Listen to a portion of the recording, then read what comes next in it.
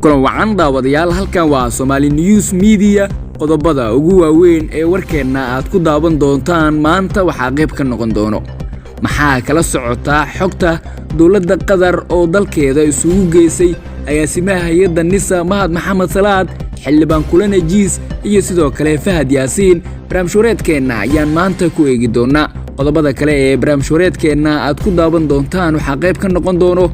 shaki weyn oo ka dhashay sababtii uu madaxweyne Xasan Sheekh Maxamuud u burburiyay guddigii musuqmaasuqa oo ay dhistay dawladdii madaxweyne Farmaajo maxaa ka jira in Mareykanka uu ka digayo in hantida iyo dhulka dadweynaha Soomaaliyeed la boobo barnaamijkeena ayaan ku eegi doonaa General Odawa Yusuf Raage taliyaha ciidanka xoogga dalka wuxuu maxkamad u gudbiyay saraakiil looga shaksan yahay inay wax ka ogaayeen weerarkii dagaalmayaasha Al-Shabaab ay ku dileen taliyihii ciidanka booliiska gobolka Banaadir Farxan Qaroole si gaar ah ayaan u eegi doonaa Cali Jeeto Cismaan wuxuu sheegay in Robo iyo Mahad Salaad laga rabo jiida hore ee dagaalka maadaama dagaalada ka socda gobolka Hiiraan ay aad u qaraaraadeen oo Al-Shabaab saraakiil badan looga dilay qodobada iyo sidoo kale waxaan eegi doonaa gudoomiyaha golaha shacabka baarlamaanka Soomaaliya Sheekh Aadan Madoobe oo kulan dood badan ay ka dhalatay la qaatay dhigiisa dalka Holland maxay ka wada hadleen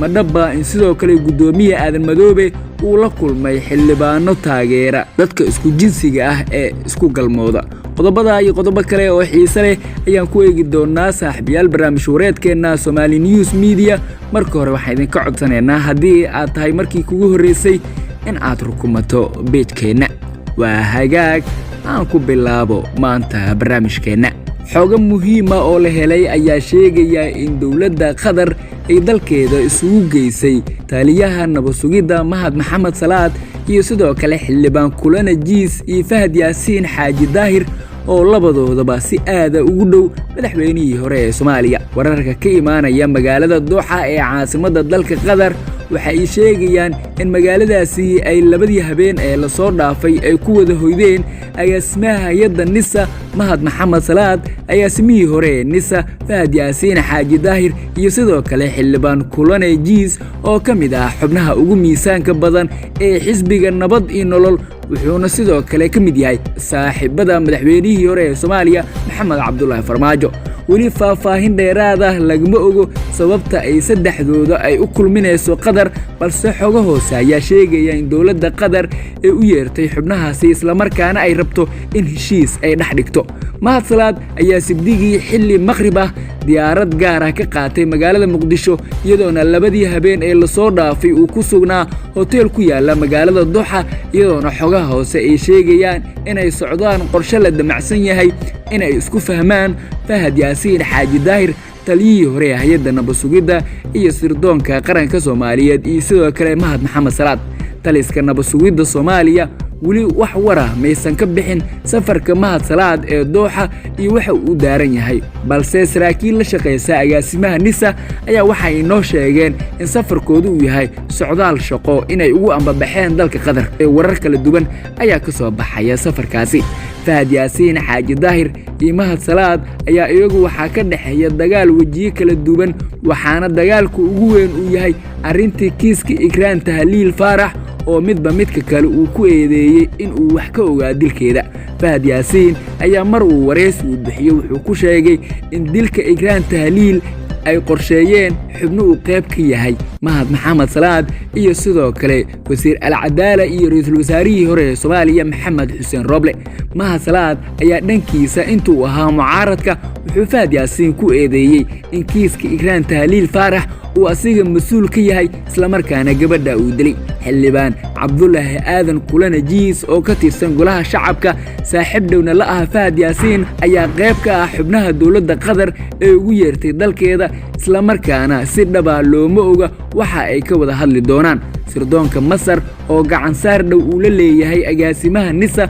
Mahad Maxamed Salaad ayaa sheeda kala socda waxa ka socda Doha iyo sidoo kale xukuumadda Qatar waxa ay damacsan tahay iyo wada hadallada la xiriira Mahad Salaad iyo Fahad Yaasiin oo kulamadoodu ay noqon doonaan mid ay ku heshiiyaan isla markaana gabi ahaanba meesha laga saaro wararka la xiriira kiiska Ikraan Tahliil Faarax oo ay labada dhinac ay isku eedeeyeen barnaamijkeena ayaa saaxiibayaal aad weli la socotaan. qodobada kale ee barnaamijkeena ku jira haddii aan eegno, shaki weyn ayaa ka dhashay sababtii uu madaxweyne xasan sheekh maxamuud u burburiyey guddigii musuqmaasuqa ay dhistay dowladdii hore ee madaxweyne maxamed cabdullaahi farmaajo. dad badan oo khuburo ayaa waxay qabaan in madaxweyne xasan sheekh maxamuud hadda uu qaatay door uu kula dagaalayo xubnihii uu hore u magacaabay madaxweynihii hore ee Soomaaliya maxamed cabdullaahi farmaajo. dadka aragtidaasi ku doodaya waxay sheegayaan in shaki weyn uu ka dhashay sababta uu madaxweyne xasan sheekh maxamuud u burburiyey guddigii musuqmaasuqa ee farmaajo uu dhisay, iyadoona siyaasiyiintu ay sheegayaan in arrintaasi laga roonaa in madaxweyne xasan sheekh maxamuud tilaabadeedu uu qaado, maadaama dalka ay marxalado kala duwan oo dagaallo u horeeyo ay dowladda federaalka ah ee Soomaaliya ay kula jirto dagaalamayaasha al-shabaab. dowladda Mareykanka dhankeeda waxay ka digaysaa in hantida iyo sidoo kale dhulka dadweynaha la boobo, maadaama gudiyadii iyo sidoo kale wax walba adeegyadii garsoorka uu madaxweyne xasan sheekh maxamuud uu kala diray. dhinaca kale, taliyaha ciidanka xoogga dalka Generaal Odawaye Yuusuf Raage ayaa waxaa la sheegay inuu maxkamad u gudbiyey saraakiil looga shaksan yahay in ay qayb ka ogaayeen weerarkii bahalnimada ahaa ee qaraxa ee lagu dilay taliyihii ciidanka booliiska gobolka Banaadir Farxaan Qaroole, iyadoona taliyaha ciidanka xoogga dalka la sheegay in maxkamaddu u gudbiyey ilaa 2 sargaal oo ka tirsan ciidanka booliiska sida gaarka u tababaran ee haramcad loo yaqaano, kuwa uu la sheegay inay shirqooleen taliyihii ciidanka booliiska gobolka Banaadir Farxaan Qaroole oo dilkiisa uu tuug weyn ku jiro. Farxaan Qaroole ayaa howlgalka uu ku dhintay wuxuu ahaa howlgalkii uu horeeyay uu hogaaminayay taliyaha ciidanka nabad sugidda Soomaaliya Mahad Maxamed Salaad oo diiday inuu sheegto mas'uuliyadda inuu hogaaminayo dagaalkii ka dhacay Basra, balse ciidanka xoogga dalka gaar ahaan taliyaha ciidanka dhulka ayaa waxa uu sheegay in hoggaanka dagaalkii ka dhacay Basra ay ahaayeen ciidanka xoogga dalka, isla markaana Farxaan Qaroole uu halkaasi uu ku shiiday. si dhaba looma ogo, dowladdu weli baaris kuma sameyn qaraxii lagu dilay Generaal Farxaan Qaroole, iyadoona tuhmo badan ay ku gidaaman yihiin. dhinaca kale, Cali Jeete Cusmaan gudoomiyaha maamulka gobolka Hiiraan oo maalmihii la soo dhaafay aad uga soo muuqanayay warbaahinta, wuxuu sheegay in xilligaani wasiirka diinta iyo awqaafta Mukhtaar Roobow Cali Abu Mansuur hogaamiye ku-xigeenkii hore ee kooxda al-shabaab laga rabo in jiidda dagaalka ka socda gobolka Hiiraan inuu tago. Cali Jeete ayaa waxa uu sheegay in dagaallo qaraar ay ka dhaceen deegaanka Jicibo,